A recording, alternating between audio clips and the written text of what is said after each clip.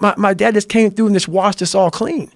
So to come out. Is he still around? He died about 4 years ago, 4 or 5 years ago. I'm not for sure. I didn't go to the funeral, but I forgave him. So I saw my dad through an 8-year-old's eyes. So we left when I was 8. And then at 22, I went back to see him through a grown man's eyes. And he was the same person I remembered. But I had to. You can't live with hate. You cannot move forward. As much as that guy tried to ruin all of our lives, that's where I came from. I had to figure out the origin of where I started from. So when I was going back through my life trying to fix who I am, the fucked up person I was, like, if your knee hurts, it's usually not your fucking knee that's hurting.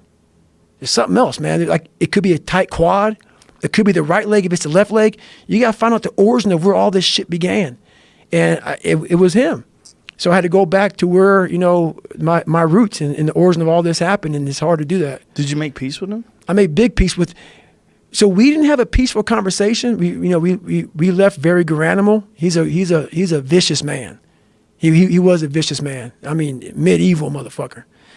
So I had become a medieval motherfucker at that time. I was 22 and I was the big boy, and so I was no longer the guy who was afraid. It was not like, hey, I want to kill you type of shit. And we were sitting at Denny's after an all-night skate or whatever the hell. You know, he owned bars and skating rinks and shit like that. And so we were sitting down and we kind of got into it, and I just kind of left. But I had to make peace with it in myself.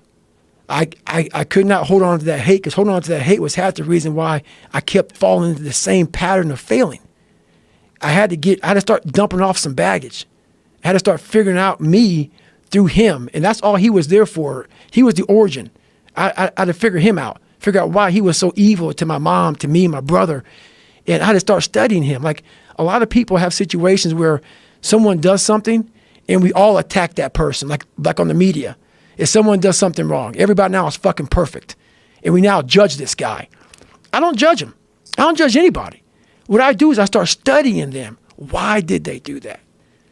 Not in a judging way. I want to learn from you. And what'd you get out of your dad? I got that he grew up rough. He was very insecure, had a lot of kids, and his insecurities just trickled over onto us.